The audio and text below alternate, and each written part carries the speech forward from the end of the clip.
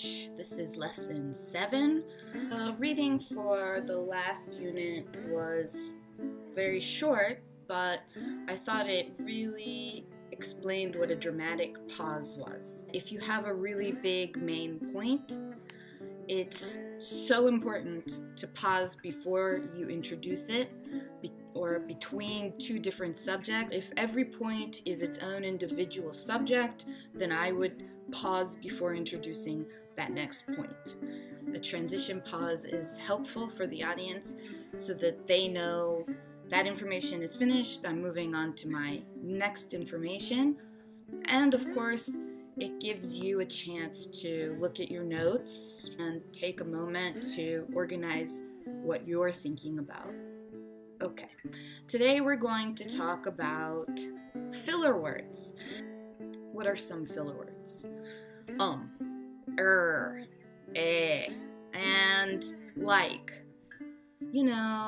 All right, okay. So, all of these small little words that we use, you should first identify which ones you use. You may notice I use all right, so, okay. Those are the 4 I usually use, and that's because I'm also thinking about what I want to say next and deciding quickly which point I want to touch upon, so I will use those little words. Of course, those little words are also part of common speech, and sometimes I use them because, so meaning because.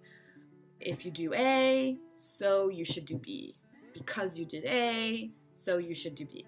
All right, meaning I'm not always using those as filler words.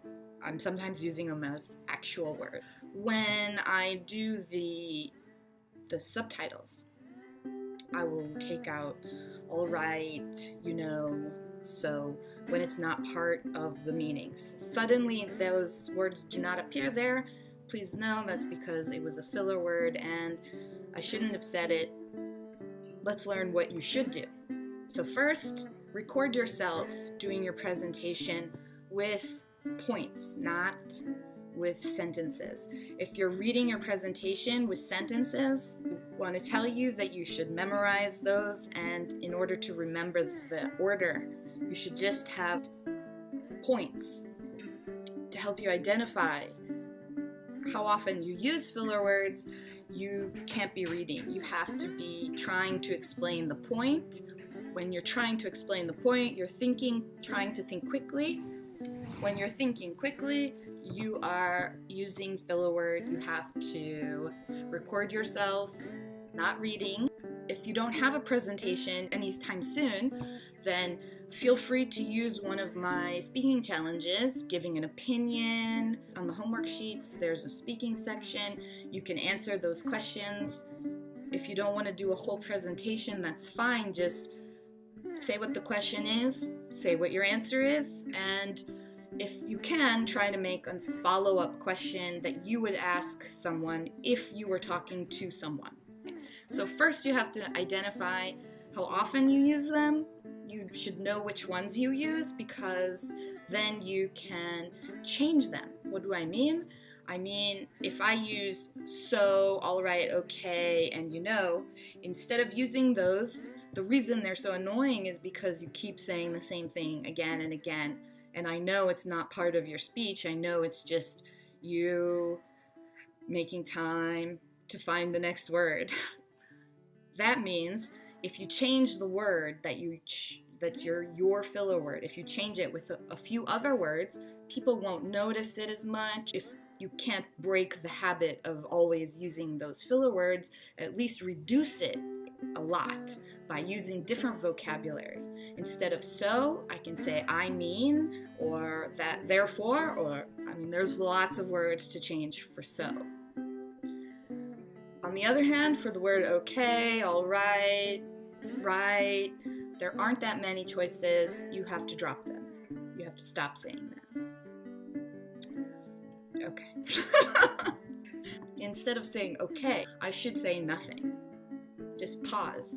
That pause means to audiences A new section is starting.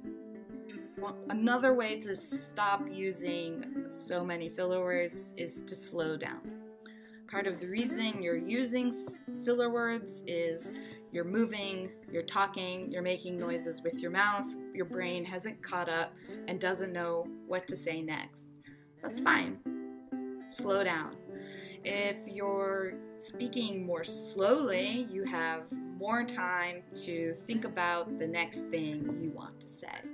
Great way to catch up and get to the next point. Eye contact.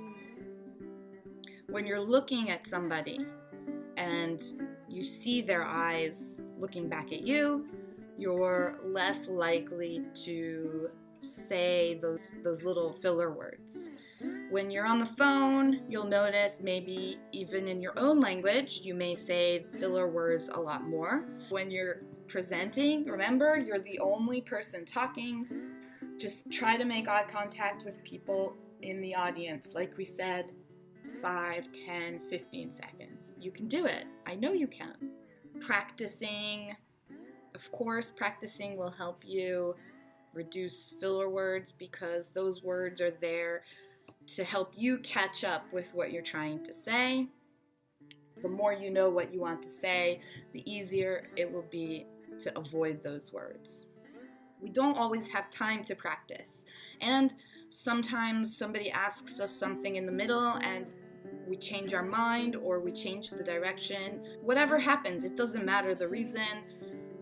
You can always prepare this kind of transitional phrases like, let's move on for now and we can get back to this question at the end, or, oh, we should definitely consider that, but for now, let me finish my presentation. Just 2 phrases. Just keep those in mind. Have them on a piece of paper next to you. If anybody stops you, you can say, oh, thank you for your comment. Thank you for your question. I appreciate it. Let me finish what I'm saying and I'll come back to this issue. Just ask me again at the end. That's fine. All right. There's a public speaking method called chunking. Chunking is just a method of putting groups of words together so that they're easier to express.